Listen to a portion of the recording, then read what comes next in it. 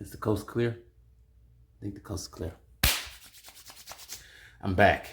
It's been a long time. The hiatus is finally over. I could not wait to get off the hiatus, but I needed it. But I could not wait. See, I posted a little bit of videos, but now I'm fully back. I'm back, people. I'm back. But let's start off. So this news video. You know what? Before I even get to that point, for any of the new subscribers, because I know there's been some new subscribers since I've been on a hiatus, just to let you know what this whole thing is about.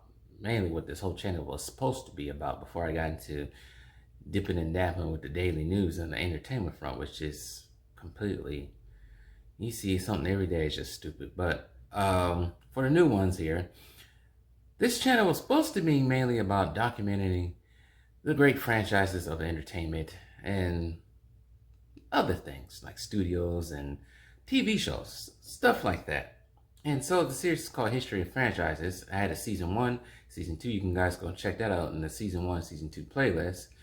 But season 3 is it's gonna be just a tad bit different how I do things in some of the subjects. But mainly history, like I said, not to repeat myself again, History of Franchises is basically the history of all the great franchises, either bad or good. But with all that being said, for any of the new subscribers, my old subscribers, I'd like to thank y'all for keeping with me, even though I've been on a hiatus for 2 months for new ones. I also thank you, but I'm on different platforms. You can find me on different platforms, I should say. You can find me on Instagram, which I don't really like social media like that anymore. But you can find me on Instagram at franchise TV. I think it's _TV. I ain't been on there, but I'm gonna be on there again. I'll link it down below. I'll link all this stuff down below. I'm on Odysee now, basically the same name. Probably gonna do a little bit more stuff on Odysee and a little bit more stuff on Patreon. Try to get that going. Because even during my hiatus, I tried to upload a Godzilla versus Kong commentary fight, and it got struck down by Warner Bros. Copyright strike, which is the first time ever happening like that. Like the video was blocked. So that's probably gonna be on Odysee. But yeah, just like and subscribe, share, do all that good stuff. Comment down below. And the first episode actually of this History of Franchise season 3 now, it's gonna be about the history of DC and Warner. So strap in and have fun.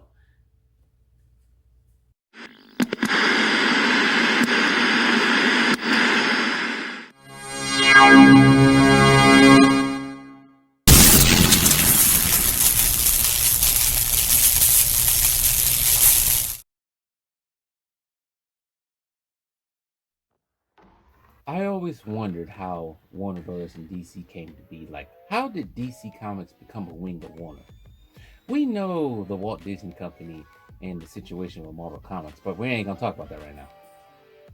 But how did Warner Brothers and DC come together?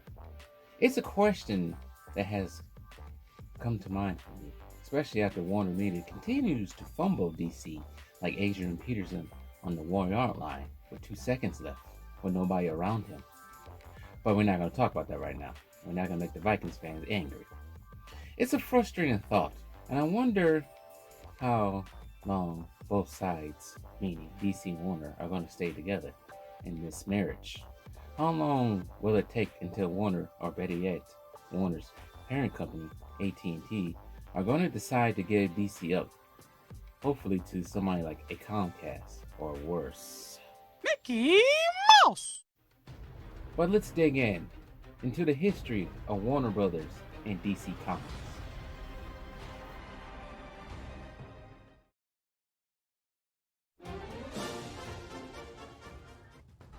I'm Batman.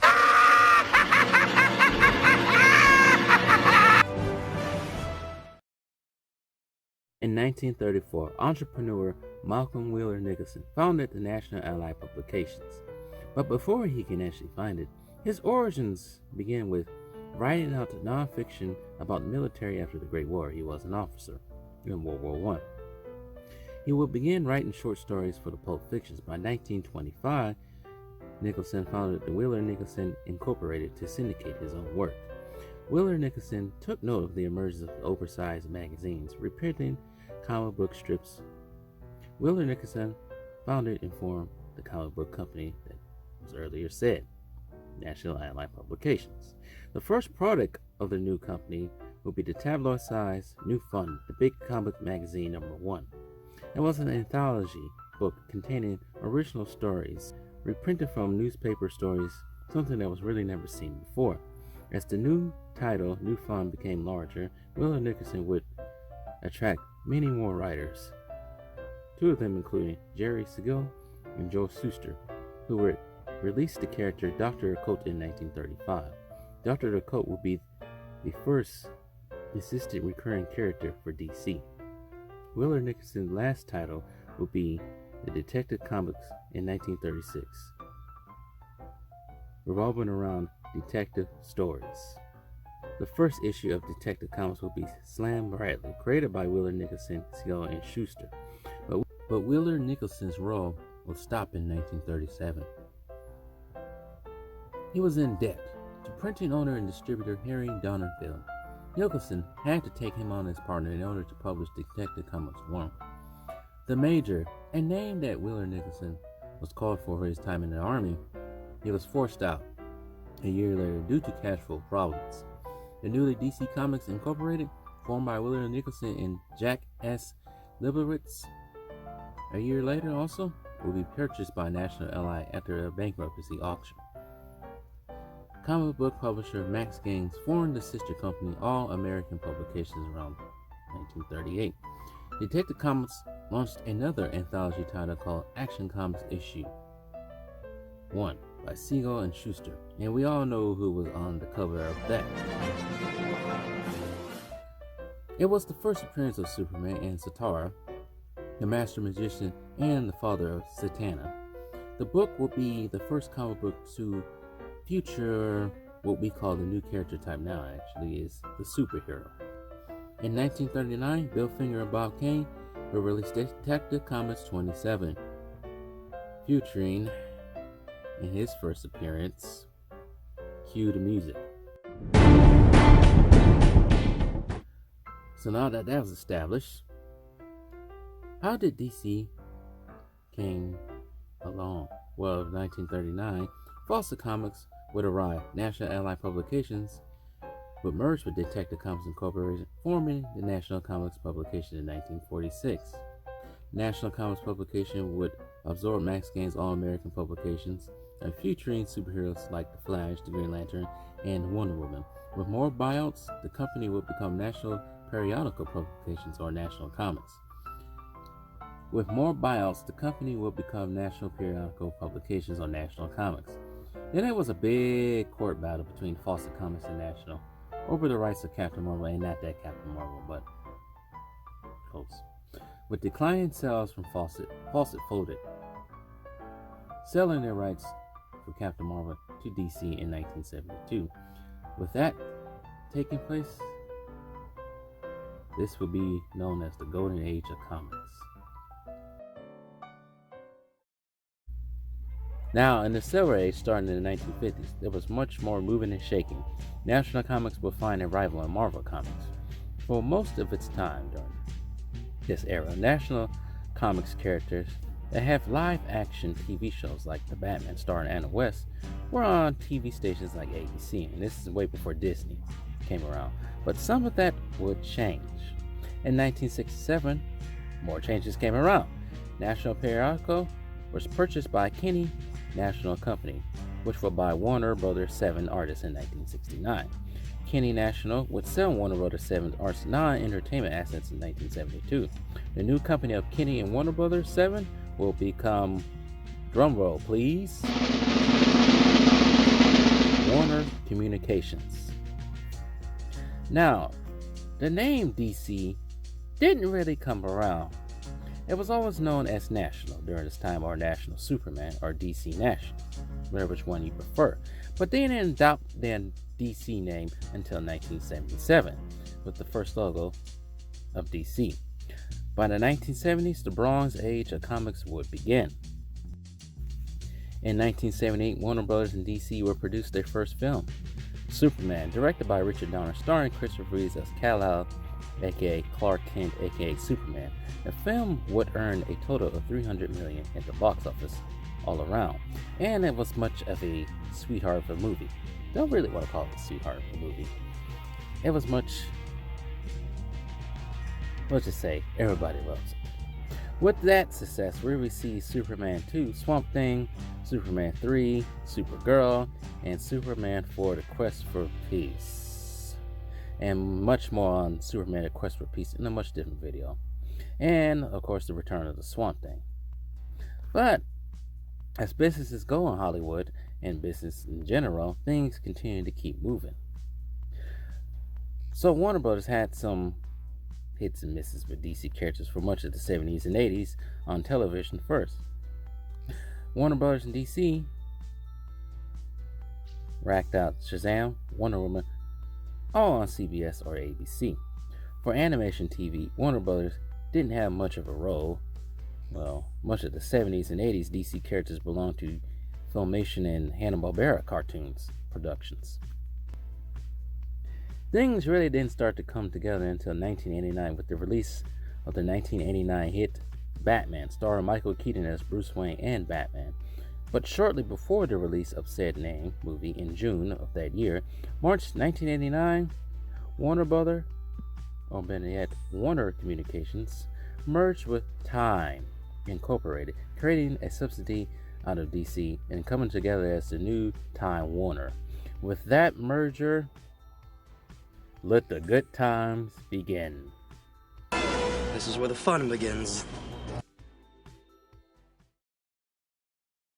With the success of Batman 89, DC Comics media began to climb.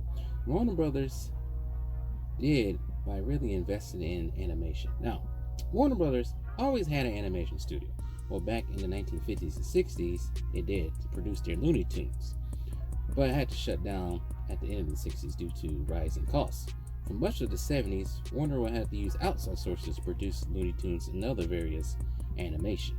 By 1980, Warner Brothers Animation would open up its doors, led by Looney Tunes animator Al Gier.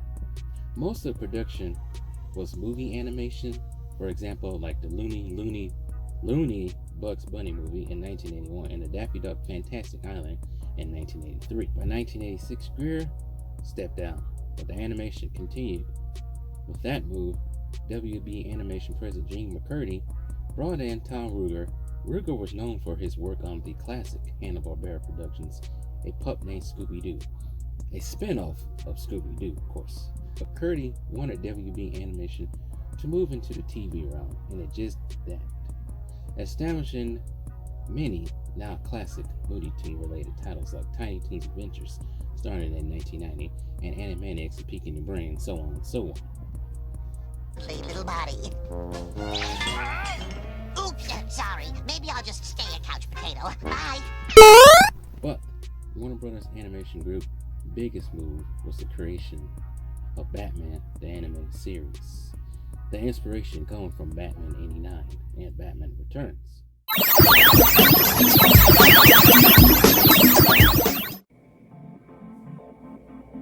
Stop. Sorry I had to stop this, but I had to tell my new viewers, anybody new, or even some of the old viewers who didn't get to see History and Franchises Season 1. On the History and Franchise Season 1, I talk about most of the DCEU. I talk about the Batman Animated Series, Batman Beyond, Superman, Justice League. I did talk about Static Shock, but some technical difficulties happened with that. But another one will be up soon. But with all that being said, let's get back to the original program. Let's get back to history of Warner Bros. And DC, and go check out my DCEU History and Franchises Season 1. Peace, I'm out of here. Now, go back. The success of the Batman animated series, we would get a shared universe that was called the DCEU. With that, we got the Superman animated series, the sequel to Batman animated series, the new Batman Adventures, the other sequel, Batman Beyond, Justice League and Justice League Unlimited, and do not forget Static Shock.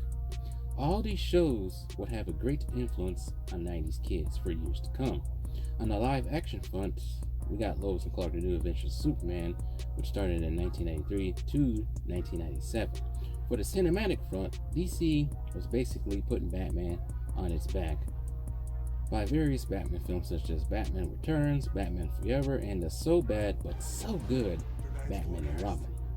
And on the comics front, we entered the modern age, actually starting from the 80s until the 90s. Within this age, Batman broke his back and Superman died at the hands of Doomsday, but was resurrected. But we also got new characters like Bane and Doomsday.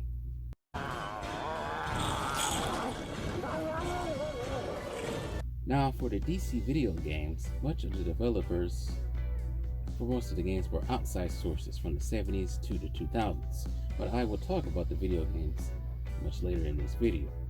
But going back to the merger, DC and Warner entered the theme park game. Warner Brothers basically already established itself in the game early in the 70s with Warner Brothers Jungle Habitat in New Jersey. It would open in 1972 and close in 1976. The park was themed to animals and had various Looney Tunes characters in it. In the late 1980s and early 90s, it would dabble again. With the team up with Village Roadshow Studios out in Australia, the two companies, they will open Warner Brothers Movie World on the Gold Coast in Australia in 1991 with huge success.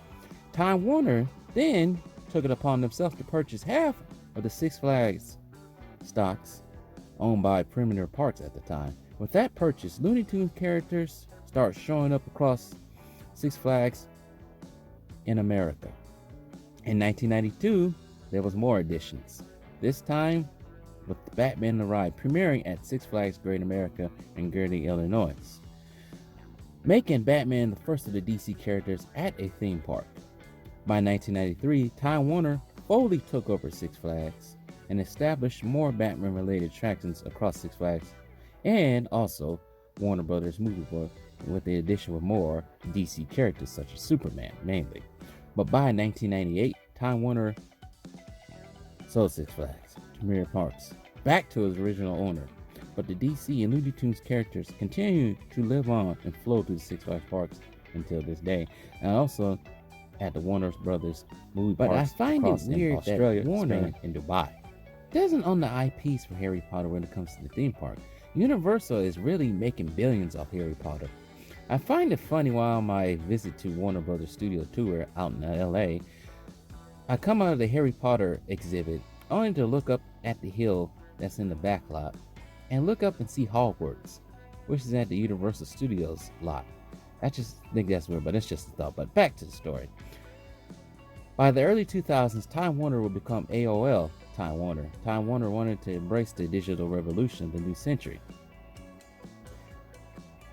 This merger would only last from 2001 to 2003. Well, things didn't really work out well, but nothing really happened in DC around this time. What DC was doing, they was beginning to buy and sell smaller comic book and put them within their catalog.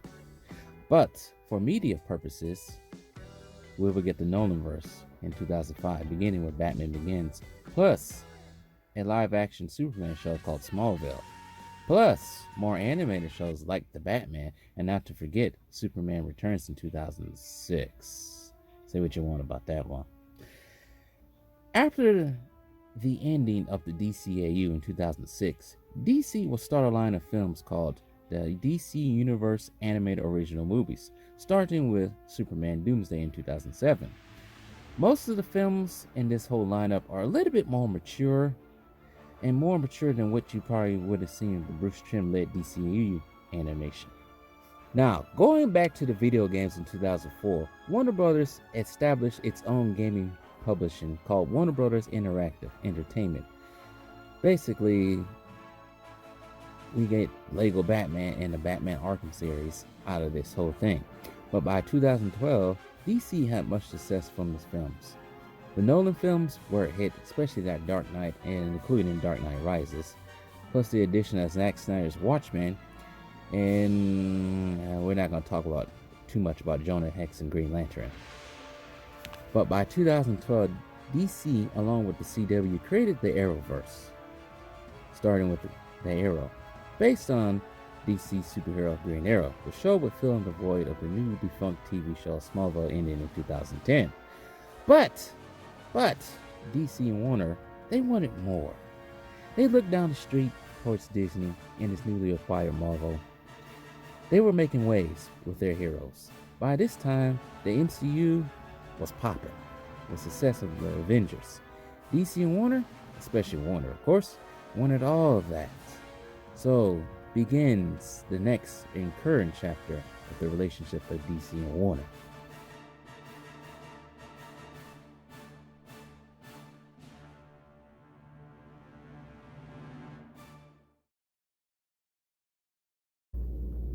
In 2013, a new Superman would begin. The Man of Steel was released with some success, starring Henry Cavill as Superman with Zack Snyder as the director.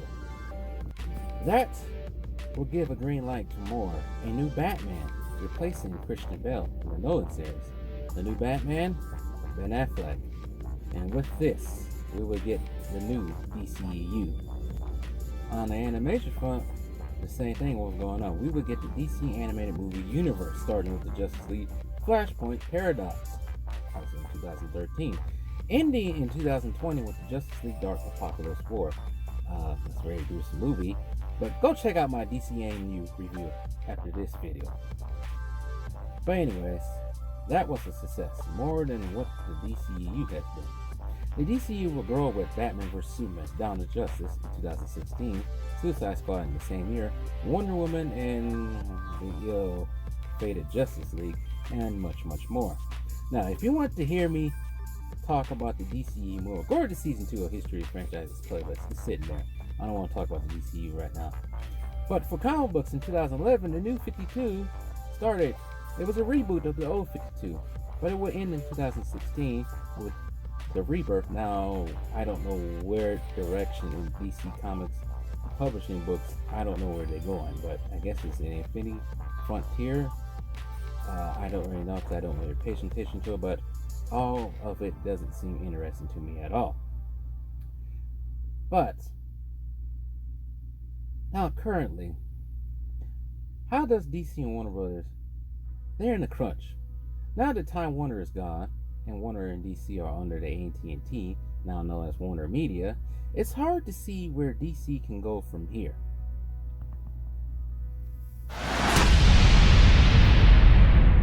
From a fan's perspective, DC seems to be heading down the same hole as Disney and Marvel. And you know what? The gloves are coming off for this one. They really are coming off.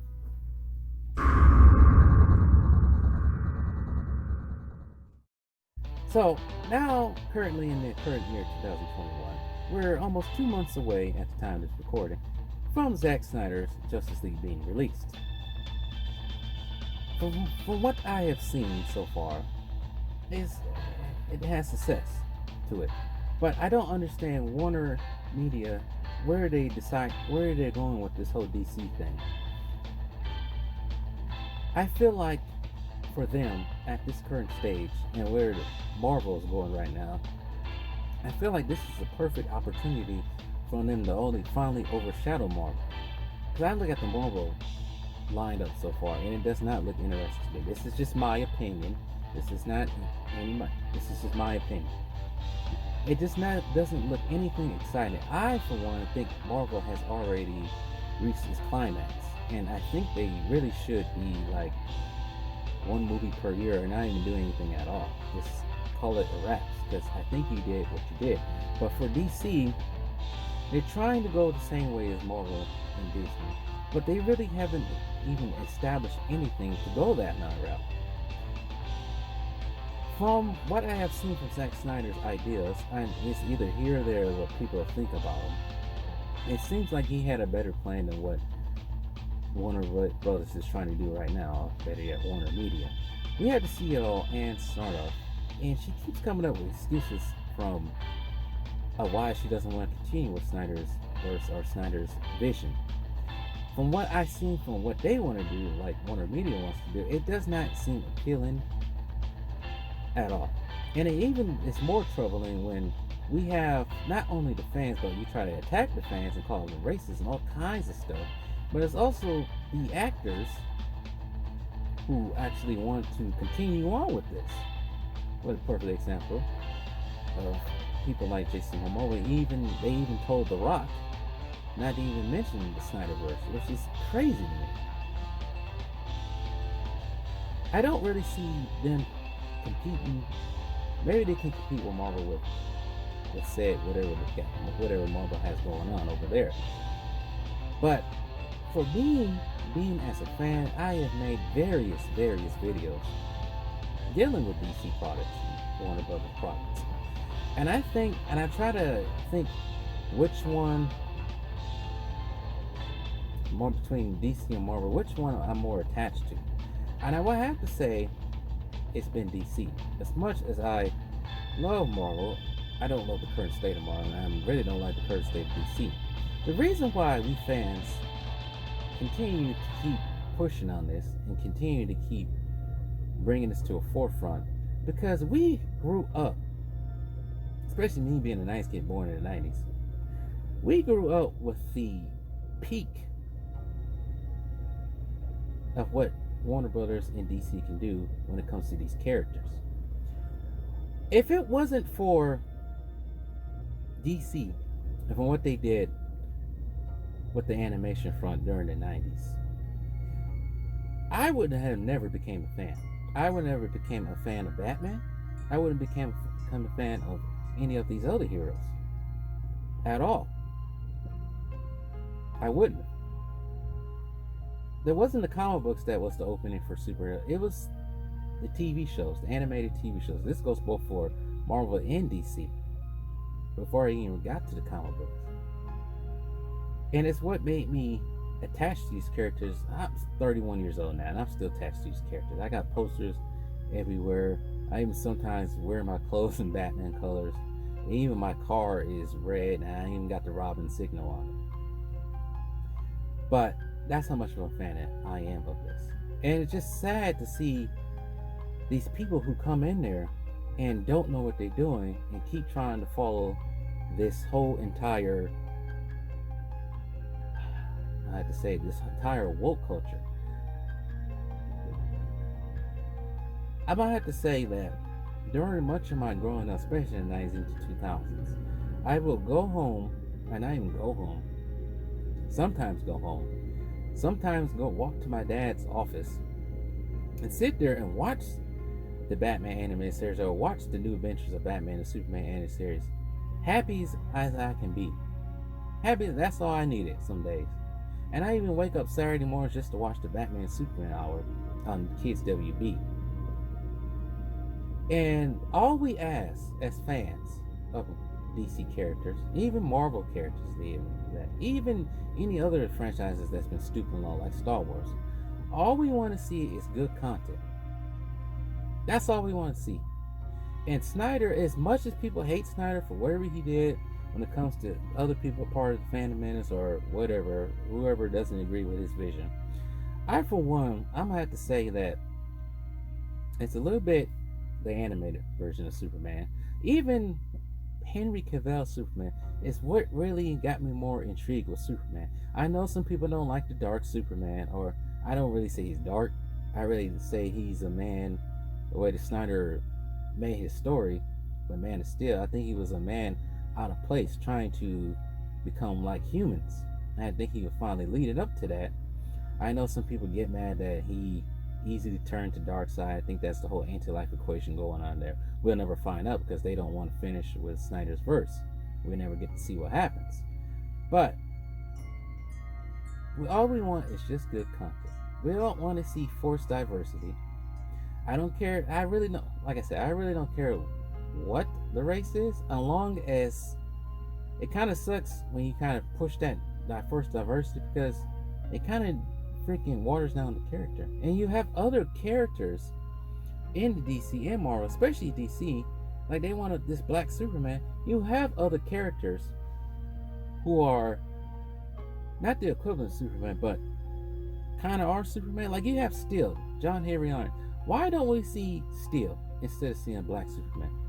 Henry Cavill really wants to be Superman. Put him back as Superman, which is even disrespectful that they even looking for a black actor. on his birthday, Henry Cavill's past birthday, at the time of this recording. But it's just like, put Steel and Static Shock at the forefront. Icon. Put those type of characters on there.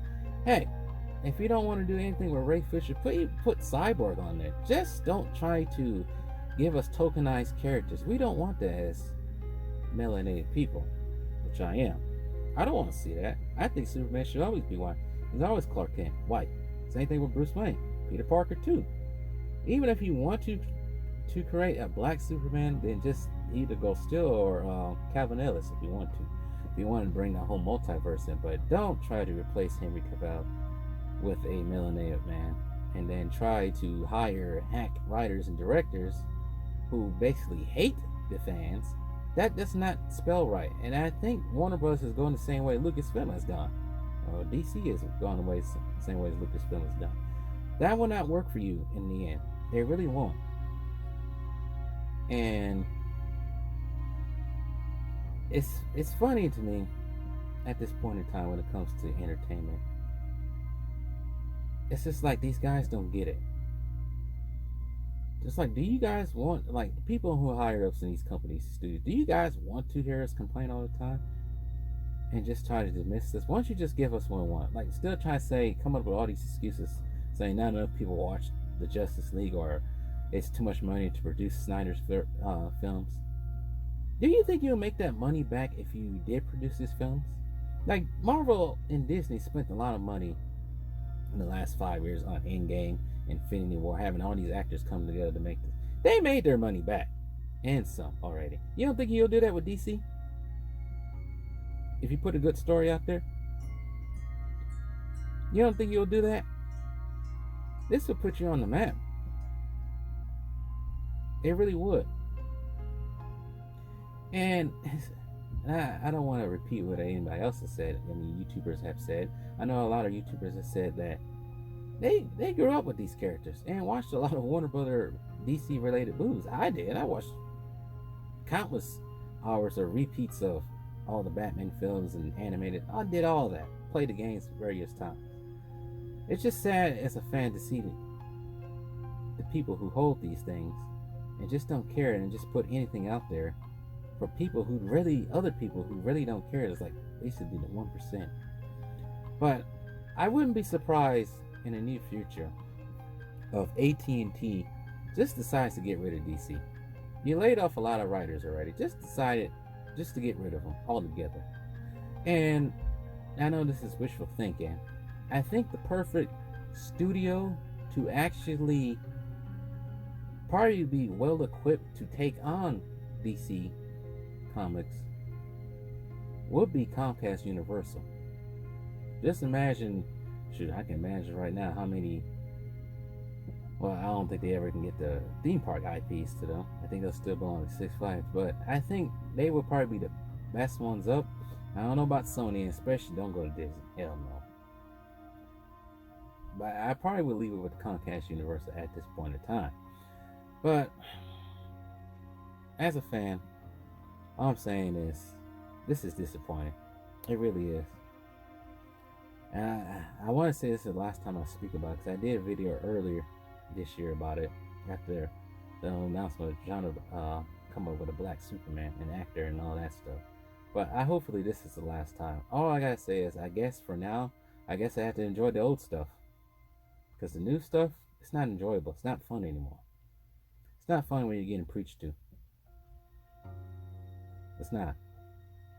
But I would like to thank all the various writers, directors, producers, like Bruce Trim, people like that, and from the early 90s and mid 90s. I would love to thank them all for coming up with good character developments and writing with their shows, making us fans from the 90s, even probably some from the 80s, making us not so much inspired, but making us really like these characters, giving us good entertainment. Because now, with these new people involved, we're not getting that anymore. So I like to thank people like Bruce Trim and others, Paul Dini, Dwayne McDuffie, all this type of people. Thank you for giving us kids of the 90s great content. Because if it wasn't for y'all, like I said, I would never like DC characters.